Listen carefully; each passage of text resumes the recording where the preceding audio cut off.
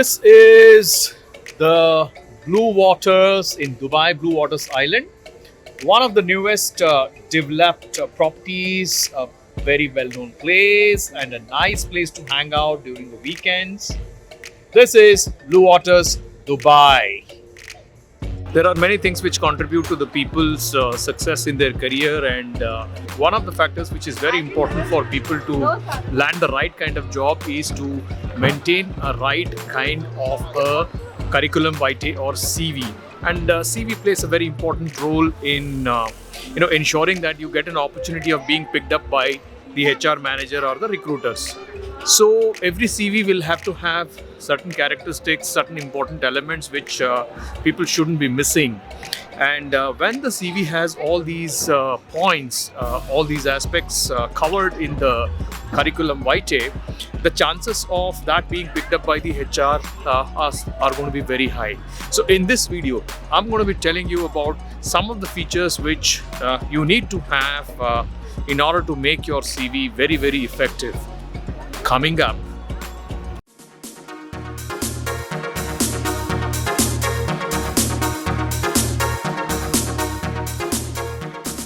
What is going on? My name is Ramesh. Welcome to another video on Mudgal's Musings, a channel dedicated to increasing your productivity.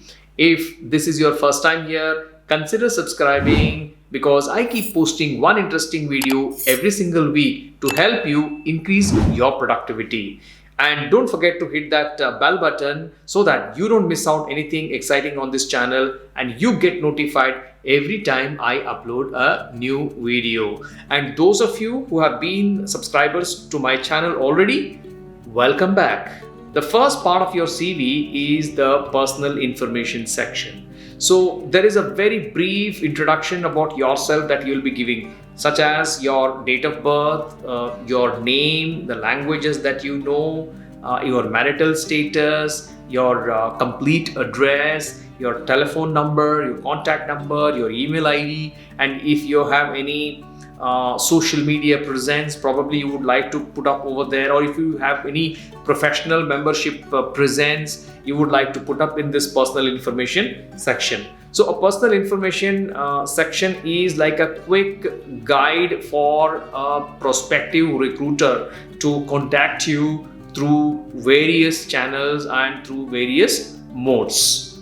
Before I move on to the second section of the CV, don't forget to put your very, very attractive, colorful passport size photograph or a nice photograph in the personal information section, because your photo also helps the recruiters identify you.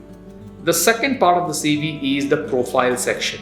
What's a profile section? A profile section is more like a bit of a description about yourself, like it's a very short snapshot of your entire life history, your interest and your hobbies and your strengths. So it could be a paragraph. If you say, it can start saying that a very accomplished salesperson or a very accomplished marketing professional with 5 years experience in the pharmaceutical industry, or a very experienced and dedicated mathematics teacher with 6 years of experience in multiple curricula or in multiple international schools. So it can begin that way and very quickly give a snapshot of what your career has been so far. So that forms the part of your profile. The third section can constitute your education background. So you're going to start from your latest degree or latest professional qualifications. Suppose you have had a PhD, a doctorate degree. So you start with your doctorate degree all the way back to your master's, your graduation, and your plus 2 and your 10th standard. So the year in which you have passed and the credits that you have got, or any distinction that you have got, or any ranks or any appreciation that you have got for your academic achievement could also be forming a part of your education sector or the education part of your CV.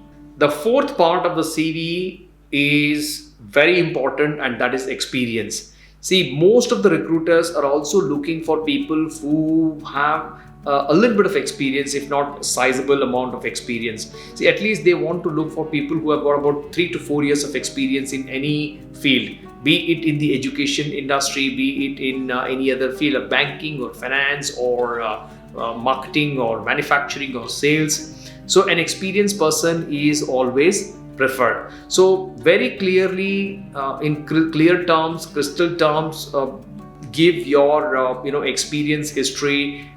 It has to mention the years or the time frame, like which month of the year to which month of the year that you have worked over there. What were your key responsibilities or key deliverables in that particular role that you have worked in a previous company? And you will have to try and keep it very short. You cannot make it too lengthy.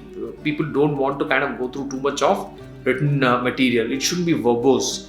So let it be precise and concise, but it must capture the essential experience that you have. Section number 5 should be about your extracurricular activities and your hobbies. So the organizations are also looking for people with some capabilities and some competencies and in some extracurricular activity or in hobbies, because the organizations keep looking for making use of people's other abilities also, not just the direct employable skills or employability skills. They also look forward to candidates who have got anything special. So let's say you may be a salesperson, but if you are also interested in organizing events, or if you are also interested in theater, so your organization may want to make use of that expertise, your hobby or your extracurricular activity in the organization in some way or the other. So it's very important that you list out your hobbies very carefully. Now, don't simply write cooking, reading. So be very specific. If it is reading, then what kind of books you prefer to read? Is it fiction, non-fiction, or is it drama? You will have to be a little specific so that gives a little more detail to the recruiter. There is no hard and fast rule with respect to what a CV can have and what a CV cannot have. There are many people who actually put up lots of details and the CVs actually run into multiple pages. But my recommendation is that your CV should not be more than 2 pages. If somebody takes a print, it should be back to back. Or if they want to take an individual print, then it should be maximum 2 sheets. So that is the power, because people do not have the time nor the patience to go through very, very lengthy CVs. Although many people include many factors in their CV, what I've told today is more about what are those basic non-negotiable things that have to be there in your CV. And according to me, the final thing that should be there in a CV is a description of your achievements. That's very important. How you have been able to make a difference to the organization that you have previously worked or you are currently working. It could be in the form of the sales figures that you have increased. It could be if you happen to be a teacher or anything, like how did your students perform in your subject, or your department perform under your leadership, right? Or is there any award or accolade that you have won for the organization? If you happen to be a music teacher, if you happen to be a PE teacher, did you make the students, take them out for any competition? Did they win any competitions? If so, was it at the state level, national level, or international level? These achievements have to be very clearly listed. And maybe even you can give some kind of a digital link where all those certificates or photographs or images could also be seen. That's all on Mudgal's Musings this week. Thanks for watching this video. Like it if you like it, and do share the video among your friends and acquaintances. And I don't have any question for you today. Till I see you next time, have a wonderful time ahead. Bye bye.